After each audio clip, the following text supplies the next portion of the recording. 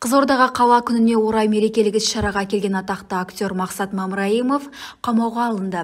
Даудың басы Дайрабайдың көксейірі демекші, бұл даудың басы блогердің дайындаған палауынан болып шықты.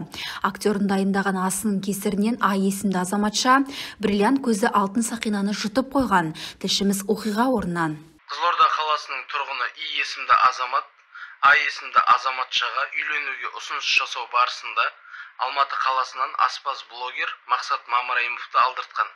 Аталған азаматтардың жоспары бойынша Мақсат Мамраимовтың дайындаған тағамына, яғни палаудың ішіне неке сақинасын жасырып, тосын сый ретінде жасырып бермекші болған. Алайда А есімді азаматша оны білмегендіктен неке сақинасын палаумен бірге жұтып қойған. Қазіргі таңда жәбірленуші ауруханада. Бұл аталған іс Қазақстан Республикасының қылмыстық кодексінің 106 бабы бойынша Қызылорда қалалық милиция департаментінде тіркелді. Алдағы уақытта өзгерістер жайлы баяндайтын боламыз.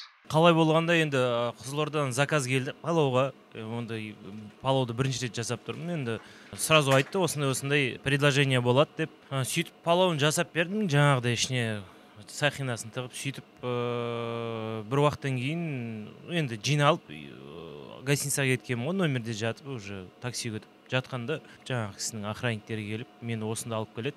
Сөйтіп келсем, жаңағы қыз сақинаны жұтып қойыпты. Сөйтіп енді жұтып қойғаннан кейін, жаңағы енді анау кісі маған, сен неге маған осындай жұтып қоятындай қылып палау жасап бердің деп маған жала жауып, в общем, соңында полиция шақыруға тура келді. Бұндай жағдай менің практикамда бірінші рет болып тұр. Жаңа сақина жұтып қойды дегенге жетіп келгенбіз. Сөйтсем осындай жағдай болып жатыр екен. Сөйтіп больницаға алып кетейік десем, бармаймыз дейді больницаға. Мен істей аламын бұл жерде. Жаңа мезеймін, таңын бердік та, күтіп отырайық деп едім. Сөйтсем ана шақырған адам, білмеймін, жұмысыңнан араласың, тез шығар деді.